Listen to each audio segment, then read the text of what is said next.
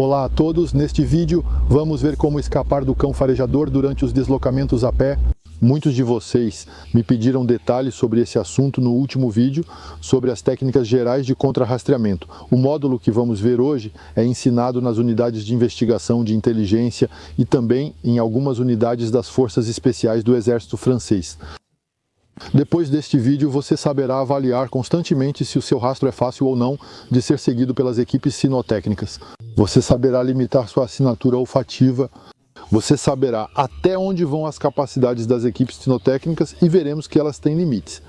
Por fim, você conhecerá as duas técnicas que permitem cortar uma trilha e desorientar os cães farejadores. Essas técnicas são sistematicamente utilizadas para missões de inteligência nas Forças Armadas e será útil conhecê-las em acampamento. Por exemplo, para poder descansar sem ser incomodado por algum cachorro que simplesmente tenha seguido o nosso rastro.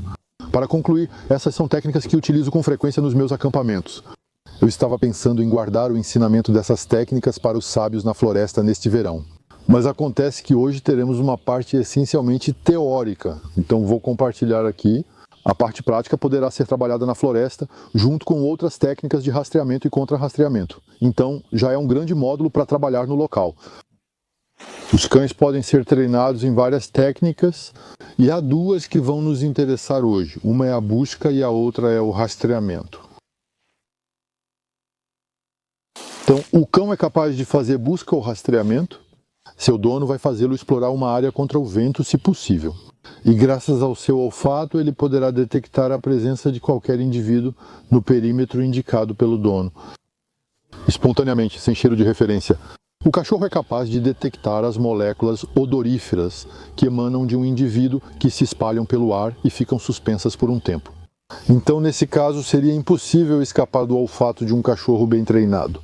Se você ficou na área mesmo com um esconderijo enterrado, como é feito nos exércitos, dentro do 7º Batalhão de Comunicações e Apoio do 13 ou do 2º Recursos Humanos, por exemplo, você será detectado.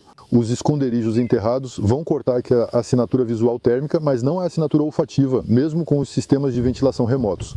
De acordo com os testes, a única maneira de escapar seria estar em uma cápsula hermética ou com um sistema de autonomia completa, onde tudo é reciclado. Mas nunca vamos conseguir implementar isso no campo, isso é óbvio.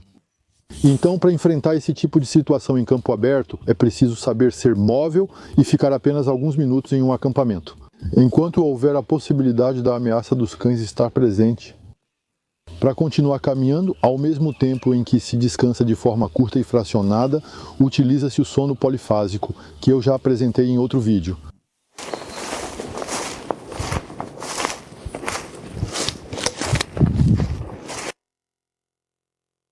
O rastreamento agora é a habilidade que os cães têm de seguir um rastro, às vezes por muitos quilômetros. Então, se você mantiver um bom ritmo de caminhada, as equipes sinotécnicas serão forçadas a usar o rastreamento.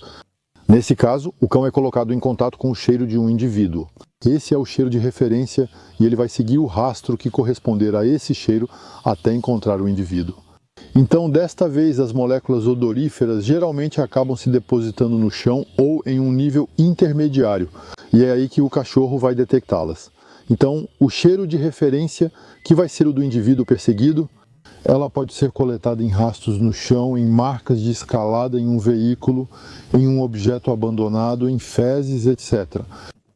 Então, a precisão e a qualidade do cheiro de referência serão um dos elementos mais importantes. Se ela for mal identificada desde o início, o cão pode acabar seguindo uma pista errada. É preciso entender que o cão vai memorizar as características químicas únicas desse cheiro de referência. Para ele, é uma verdadeira assinatura olfativa. Então, atenção, em terreno aberto, geralmente lidamos com cães farejadores, frequentemente treinados para patrulha e rastreamento, mas com uma predisposição baixa ou média para ataque. Então, o cão, nesses casos, ele será útil para seguir um rastro, buscar os indivíduos em áreas inacessíveis e estreitas, marcar os indivíduos quando forem encontrados e economizar tempo para a equipe de busca ao final da operação. Por outro lado, em áreas urbanas, geralmente encontramos cães de patrulha e reconhecimento, que são treinados em várias disciplinas. O ataque com focinheira, a mordida, a busca, mas desta vez com uma predisposição menor para o faro. Bem, esses são dados gerais, mas normalmente, para que um cão tenha um bom desempenho em sua disciplina, ele será especializado em no máximo 2 disciplinas e raramente em 3. Assim, os cães serão úteis para buscas em áreas urbanas. Geralmente, o uso deles para mordida servirá basicamente apenas para desviar a atenção dos indivíduos, de modo que, ao final, as equipes possam lidar com eles.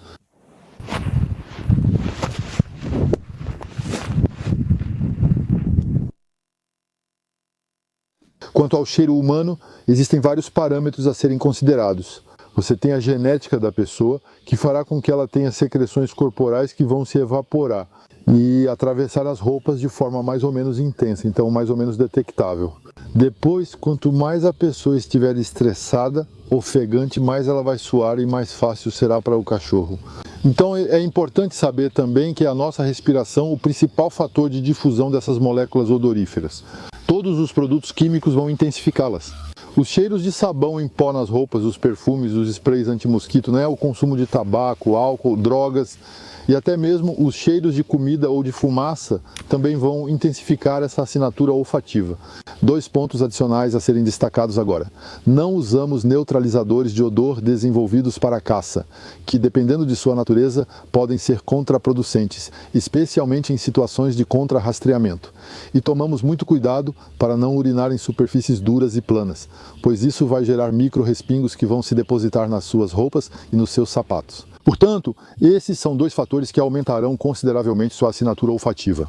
Normalmente, as fezes devem ser enterradas o mais fundo possível, mas ainda assim, geralmente serão detectadas.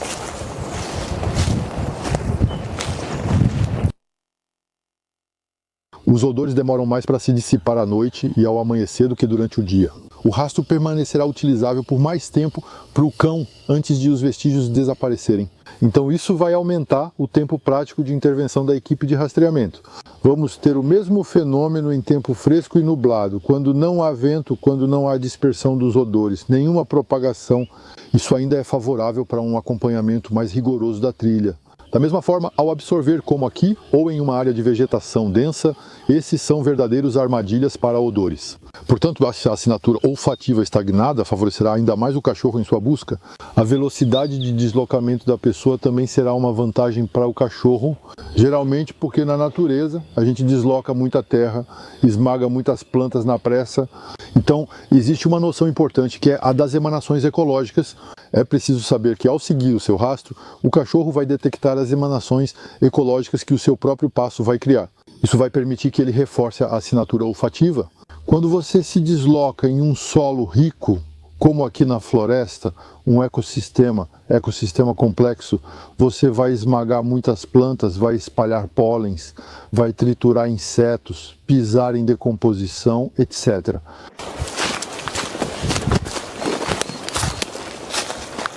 Por fim, nunca se deve deixar nada pelo caminho, porque qualquer objeto deixado na trilha vai permitir que a equipe confirme a assinatura olfativa, especialmente se o odor de referência for fraco inicialmente e tiver sido coletado, por exemplo, de pegadas simples.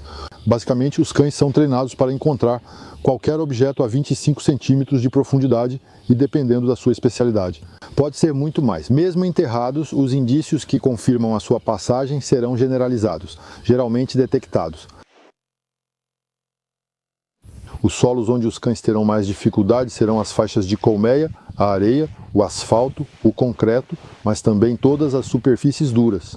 Então, o tempo quente e seco vai permitir uma rápida evaporação das moléculas odoríferas.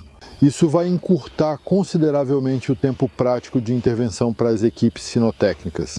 As fortes chuvas também vão lavar todas as partículas e eliminar todos os odores detectáveis na trilha.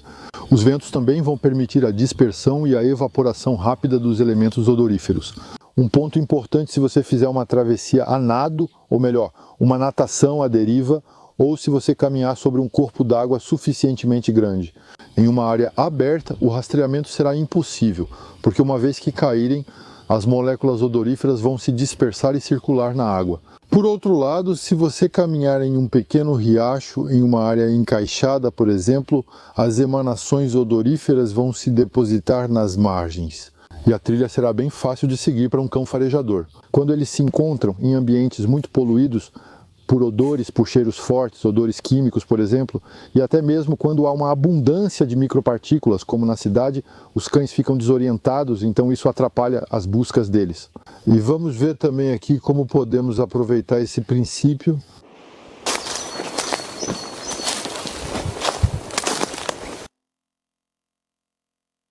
Os cães possuem diferentes talentos e predisposições conforme a raça. Eles não têm todos o mesmo treinamento, o mesmo preparo, nem mesmo a mesma cumplicidade com seu dono. Mas podemos dar a título indicativo alguns desempenhos esperados de um cão bem treinado para farejamento. Alguns cães possuem um faro de rastreamento eficaz, que pode durar mais de 8 horas, o que é excepcional.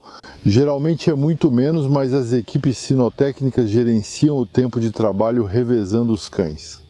Então, de qualquer forma, né, você sempre tem vários cães em uma mesma missão, porque é um trabalho que realmente exige muita energia dos cães.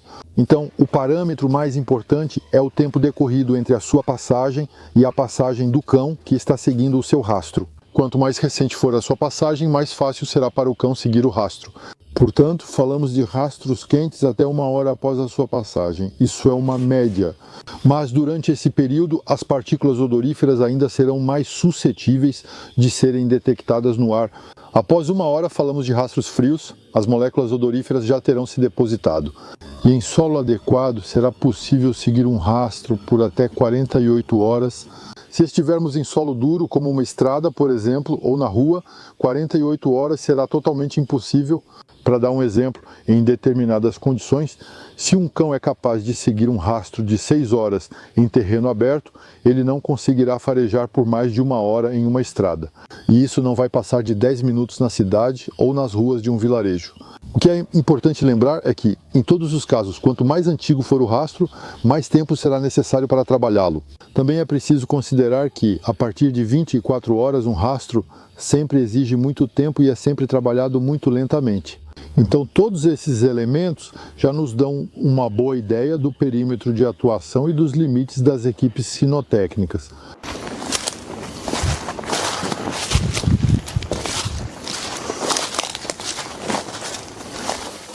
Então, uma noção importante a se conhecer ainda é a dos pontos quentes. Então, os pontos quentes são áreas onde o seu cheiro é amplificado. Seja porque você descansou ali, porque parou ali devido a ser um ferimento, talvez tenha perdido sangue ali, tenha urinado, você também pode ter deixado algo ali. A reação do cachorro ele vai ser procurar nessa área, porque em geral ele vai associar cheiro forte a cheiro recente. Então ele vai precisar entender que está em um ponto quente e determinar a nova trilha a seguir. Então, para uma equipe sinotécnica, encontrar um ponto quente geralmente é uma perda de tempo, mas isso também permite ao treinador saber que está realmente seguindo a trilha certa. Portanto, é uma faca de 2 gumes, já que também costuma ser uma confirmação interessante para a equipe sinotécnica.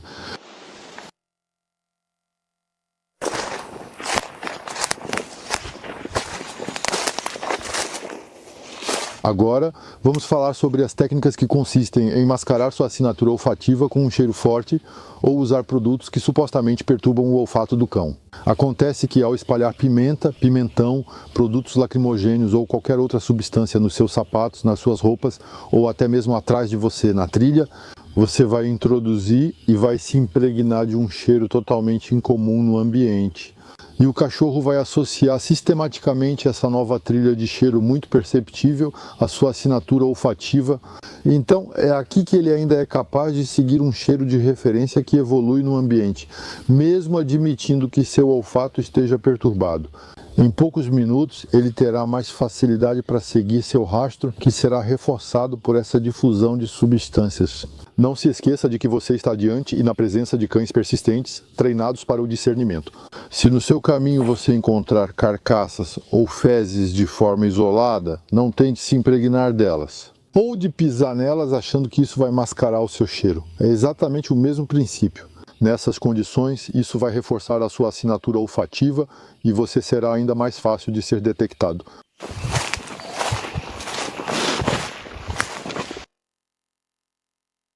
Para criar uma quebra de trilha e escapar dos cães farejadores, podemos usar duas técnicas. Então essas duas técnicas podem ser combinadas entre si e são baseadas em zonas que vamos criar. São áreas que chamaremos de zonas de desorientação. Para criar essas zonas, a única restrição é que vamos precisar de um pouco de antecedência em relação à equipe sinotécnica. Primeiramente, vamos poder usar, quando possível, o mascaramento de odor. O mascaramento de odor que funciona muito bem. Mas para isso será preciso ir até uma área específica. É um local que vai estar poluído por odores fortes e perturbadores. Então esse local deve ser o mais amplo possível, no mínimo 100 ou 200 metros quadrados. Podemos, por exemplo, usar um pasto que esteja muito carregado de esterco ou fezes, onde o cachorro vai ficar perturbado, porque vai haver uma grande quantidade de odores fortes e que mascaram outros cheiros. É esse ambiente saturado de odores desestabilizadores que faz a diferença, um pouco como quando o cachorro fica desorientado na cidade. A técnica nesses lugares vai ser ir até a área mais carregada de odores parasitas e então pisotear os excrementos do gado, por exemplo, ou outros produtos. Então isso também pode funcionar em currais, pombais, grandes galinheiros, todo tipo de área, mas os melhores lugares são os galpões agrícolas. Então se você encontrar grandes máquinas mecânicas, de obras públicas, florestais, até mesmo caminhões, você pode subir nas máquinas. Impregne seus pés com diesel, graxa mecânica, piche ou outra coisa. Quando você estiver bem impregnado, pode sair da área o mais discretamente possível, deixando o mínimo de rastros possível. Claro, e se possível em uma superfície dura.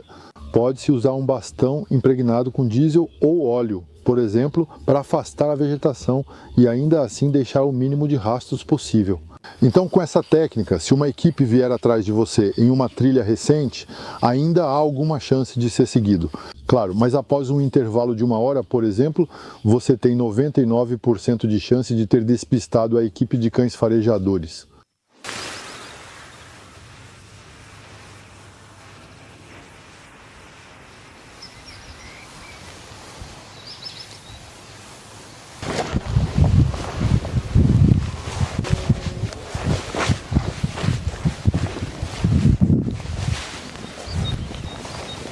A segunda técnica, agora é a técnica que vai explorar os pontos quentes, os loops, os cruzamentos, os retornos, etc.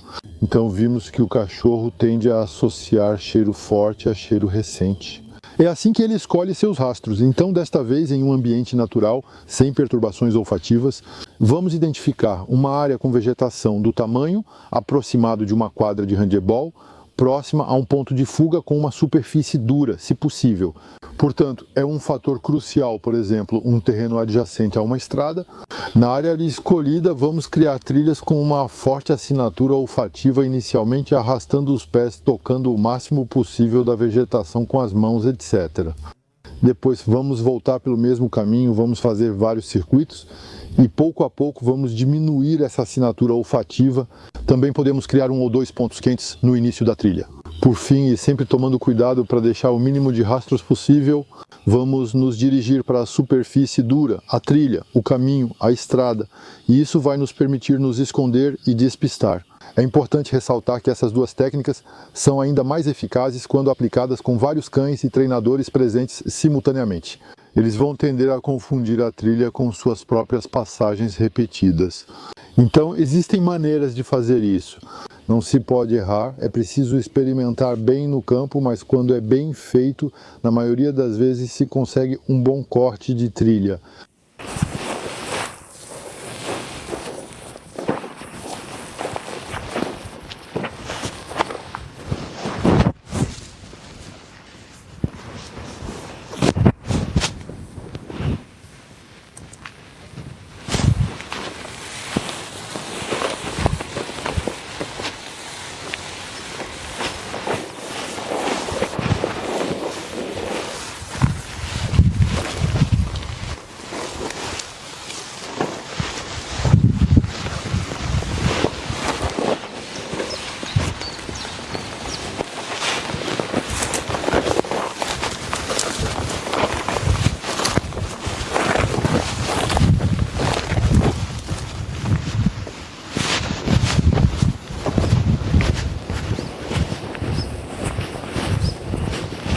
Pronto, cobrimos as técnicas e agora você tem as melhores bases de compreensão possíveis sobre rastreamento e cortes de trilha.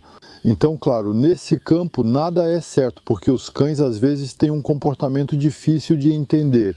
Mas é preciso saber que essas continuam sendo técnicas que dão resultados muito bons no treinamento. Não hesite em se inscrever se quiser mais conteúdo, porque ainda há realmente muita coisa para aprender na área de sobrevivência. Compartilhe, faça bom uso disso e eu digo até breve para um próximo vídeo.